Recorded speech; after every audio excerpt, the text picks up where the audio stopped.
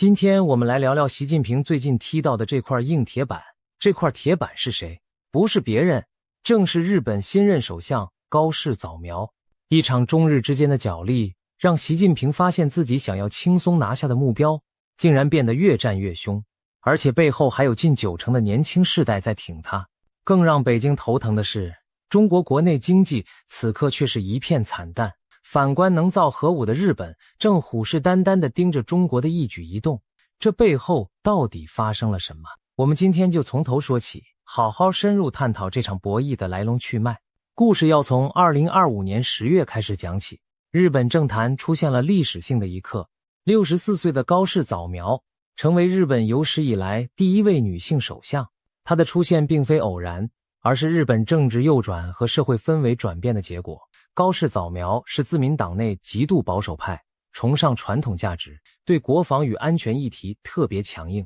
她甚至酷爱重金属音乐。这位外表典雅的女性，内心却有股摇滚般的狂野与坚毅。就在高市上任后不久，日本政府抛出一个令北京火冒三丈的论调，所谓台湾有事，就是日本有事。高市早苗在国会答询时明确表示，台海若爆发冲突，将被视为日本的存立危机事态，日本自卫队可以行使集体自卫权来介入。简单说，就是日本准备在必要时军事驰援台湾。这话一出，全场哗然，北京当局更是震怒，认为日本这是公然挑战中国对台湾的主权声索。习近平原以为日本经历战后和平宪法70多年的束缚，不敢轻易碰触战争边缘，然而这次他恐怕是踢到一块硬邦邦的铁板了。高市早苗的台湾有事论引发中国政府的强烈反应，北京立即展开一连串反制措施，仿佛早有剧本。首先，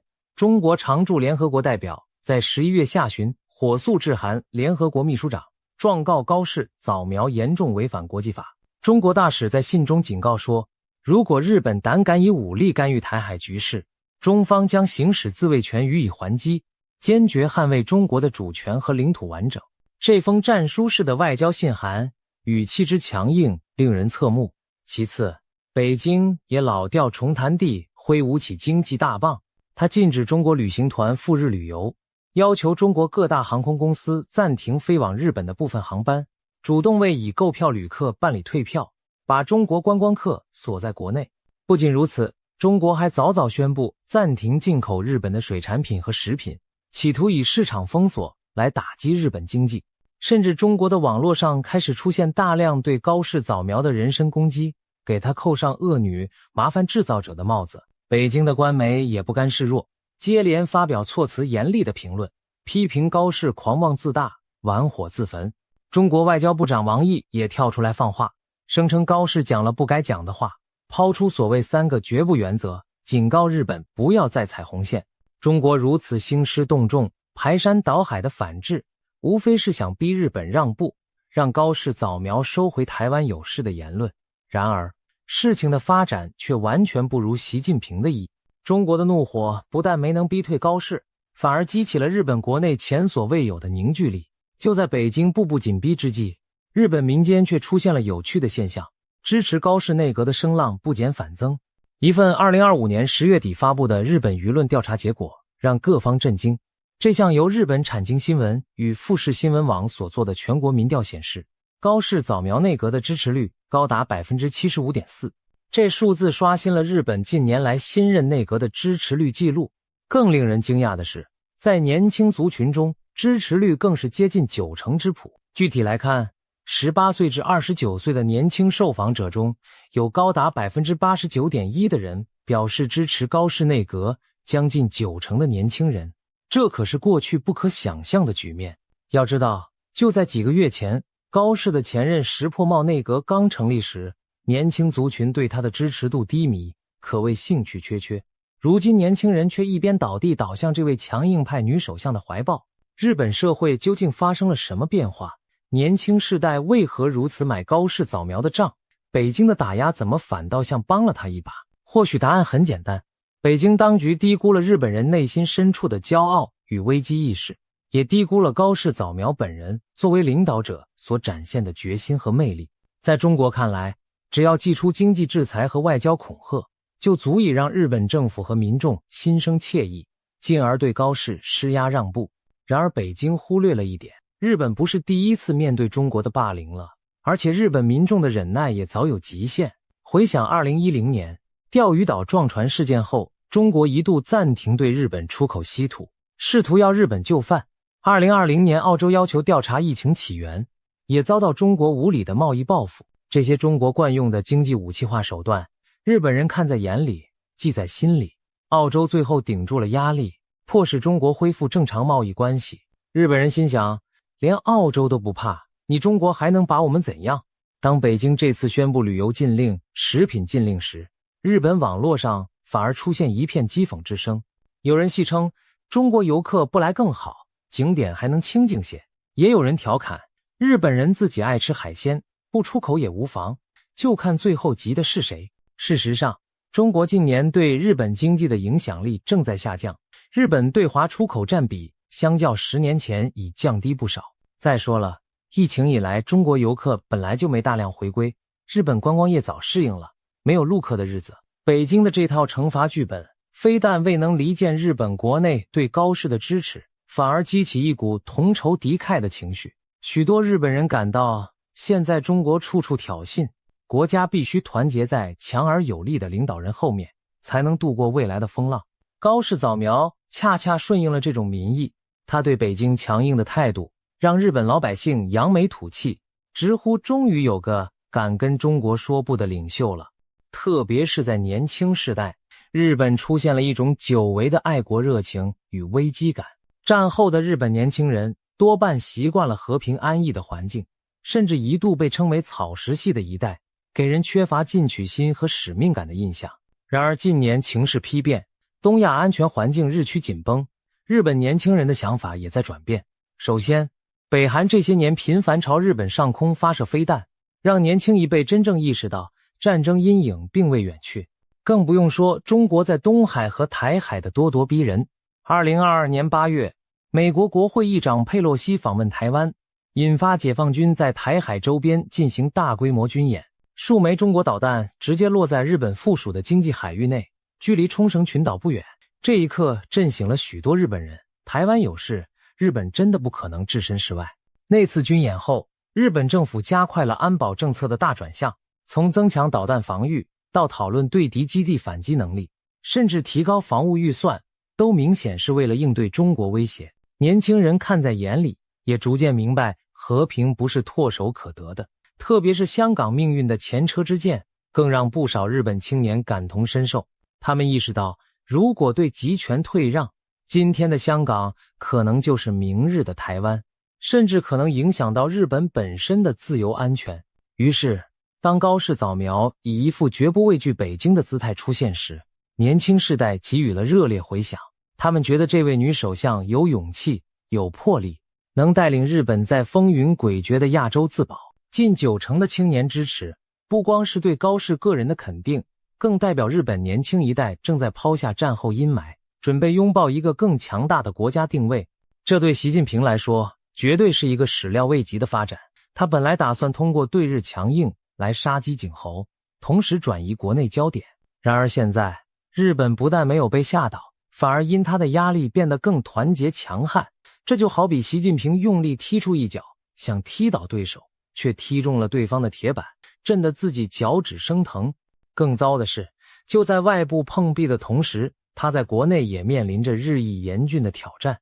中国经济如今正陷入一片低迷和困顿之中，这让北京对外施压的底气大为消减。我们不妨把镜头从国际博弈转向中国内部，看看习近平背后的经济困局。2024年以来，中国经济可以说是在寒风中蹒跚前行。年初官方原本信誓旦旦喊着经济光明论，但现实给了当局一记响亮的耳光。中国以往高速增长的引擎，也就是房地产，终于在这一年迎来了熄火的时刻。房地产巨头恒大集团在2024年初被法院勒令清盘，宣告了中国地产大时代的终结。随之而来的多米诺效应是一连串开发商的资金链断裂。2月，碧桂园传出债务违约；3月，金辉暴雷；4月，朗诗停摆；5月，迪马和雅居乐相继出事。几乎每个月都有知名房企爆出危机，房地产交易量和价格整年直线下滑。政府即便不断降息、松绑限购，祭出各种救市政策，也难挽颓势。到了8月，百强开发商新房销售额较上一年同期下降近 27%， 新房价格同比下降 5.3%， 创9年来最大跌幅。即便9月政府连放大招，在持续降息的基础上，首套房、二套房按揭首期比例降低至 15%， 一线城市也全面放开限购，然而收效甚微。一直到11月，楼市仍未见好转迹象。在过去超过20年里，中国的房地产企业凭借高杠杆运作，以大量贷款买地、卖楼花，用预售款起楼的方式高速奔驰，不仅创造了地产大时代，也使其成为推动中国经济的重要引擎，对国民生产总值的贡献逐年上升。银行信贷在房地产金融中占比将近80%，而当房企陷入流动性风险，银行面临着债务违约的风险，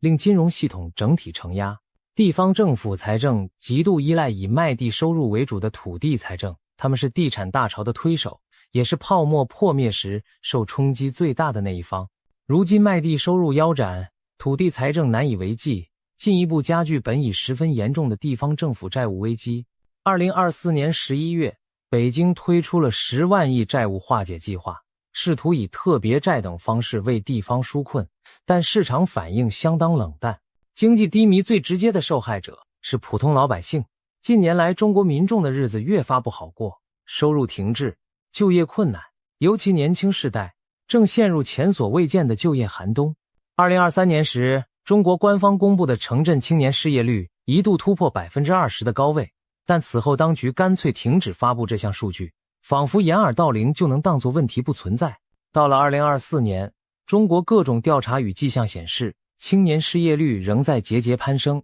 有报道指出，2024年8月，青年失业率再度攀升至约 18.8%， 创下该年新高。即便这仍是保守估计，许多大学毕业生找不到工作，甚至出现几百人争抢一个基层岗位的情况。事实上，中国年轻一代对未来的憧憬正在消失。内地媒体形容，如今中国社会呈现出一幅怪异景象，老年人到处生机勃勃，年轻人却死气沉沉。大学生毕业即失业，被戏称为毕业即失业已成常态。找不到好工作，不少年轻人只好选择考公务员这条路，当个考公族。2024年全国公务员考试报名人数首次突破300万人，平均70多人竞争一个岗位。考不上公职的只能躺平摆烂，在家啃老或打零工凑合过日子。更严重的是，整个社会的阶层流动似乎停滞了。有背景的权贵二代轻易占据要职，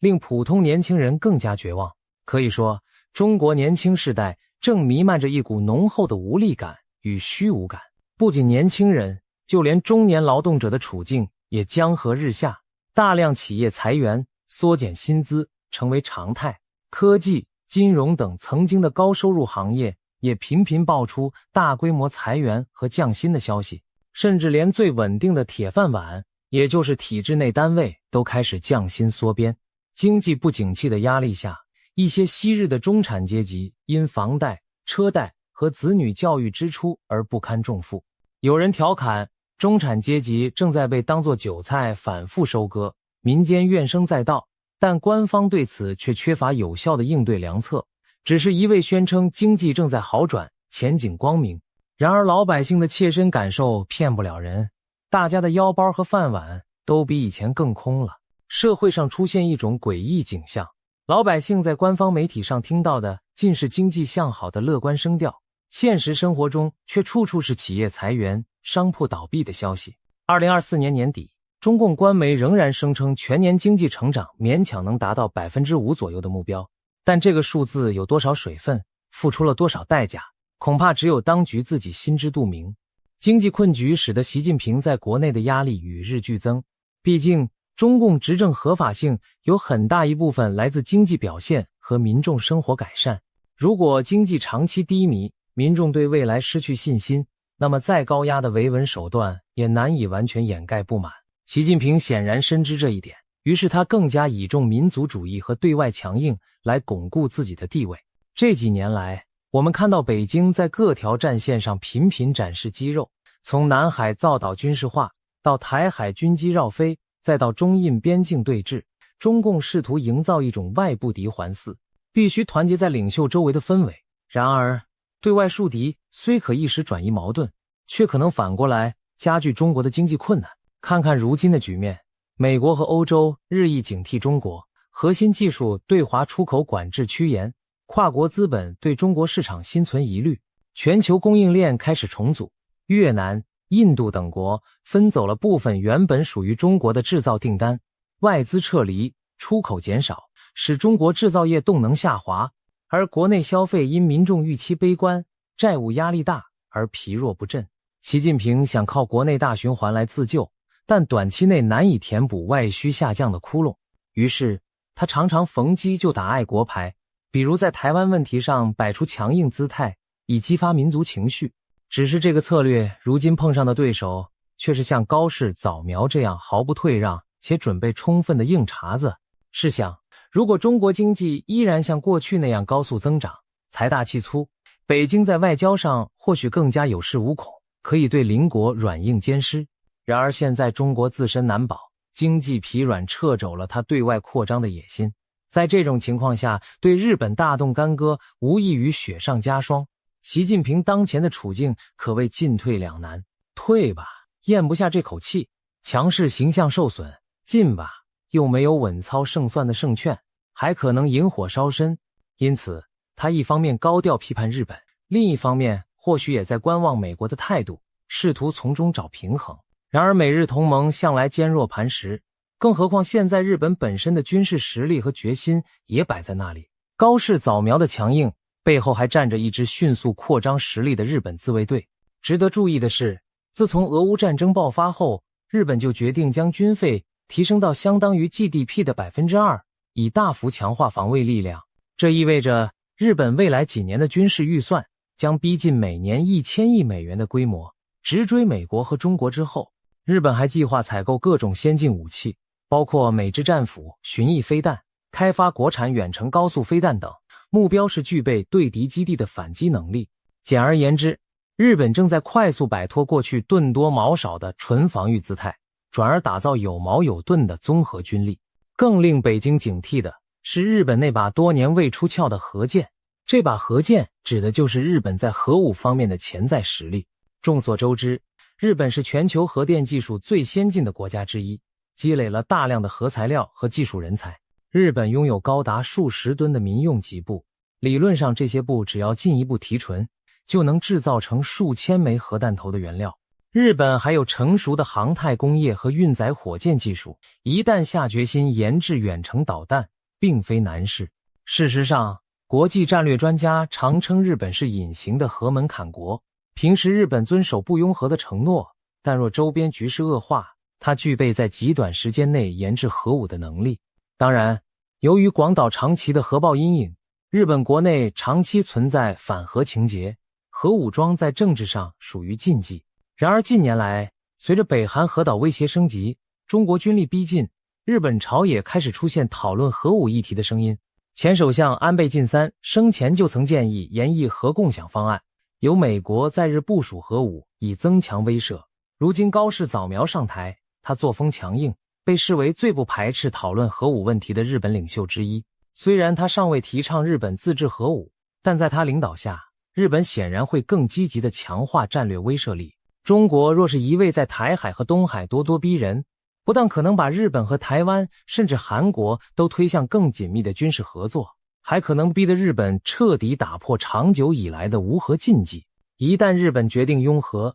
对北京而言将是噩梦成真。试想，东亚若出现一个技术先进、经济雄厚且拥有核武的日本，中国在地缘政治上将面临多大的掣肘？那时，所谓中国崛起恐怕要改写成东亚列强并立，而习近平在国内塑造的强人大国形象也将遭受巨大冲击。这正是北京最不愿看到的局面。回到这场硬碰硬的较量，我们发现一个吊诡而耐人寻味的现象：强权的过度自信和冒进，往往会催生出他最害怕的对手与局势。习近平执政以来的强硬路线，无非是想趁中国实力上升之机，早日实现他的中国梦。其中最重要的一环就是两岸统一。然而，他的一系列作为却在客观上促成了周边国家的警觉与反制。台湾民众对统一更加反感，不信任中国。美国重新重视印太战略，联合盟友围堵中共。而如今，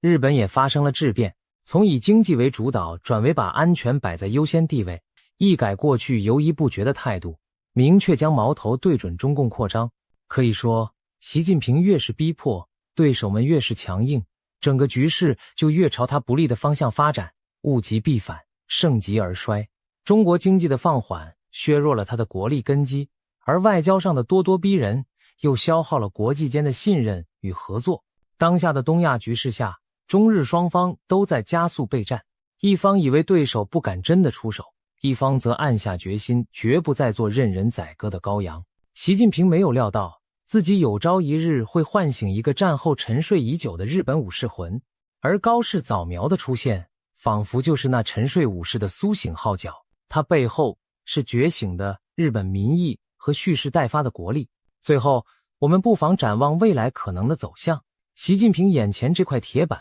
他是绕不开也踢不坏了。面对日本的强硬，他只能期待美国对日本有所管束，不至于让局势滑向失控。但从目前看来，美日同盟在对华问题上步调愈发一致，而美国对日本提高军备更是乐见其成。毕竟这可分担美军在印太的压力，所以指望外力来压制日本恐怕不现实。另一方面，如果中国内部经济持续不振，习近平对外动武的成本和风险只会越来越高。一场大战需要充足的钱粮和稳定的民心，而这两样现在的中国都面临挑战。或许北京当局也会在某个时刻冷静下来，意识到以拖待变才是上策，先努力恢复经济元气，再寻机各个击破。然而国际局势不会停下来等中国喘息，日本已经转身面向未来，加快脚步前进。台湾方面也在强化自身防卫，并深化与美日的合作。